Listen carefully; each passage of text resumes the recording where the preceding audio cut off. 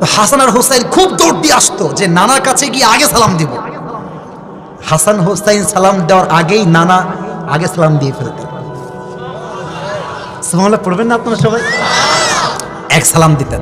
2 number, এই দেখেন এভাবে আসুন, দুইজন দৌড় দিয়ে এসে নবীর বুকে আসতো, নবী জয় ধরতেন।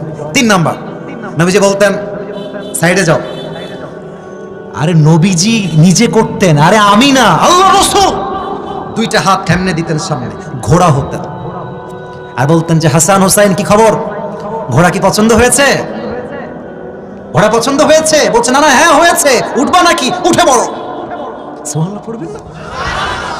একবার দুইজন উঠে গিয়েছে নবীজির কাঁধে, নবীজি এরকম ঘুরতেছে, এই ঘোড়া হয়ে এই পাশে ঘুরতেছে।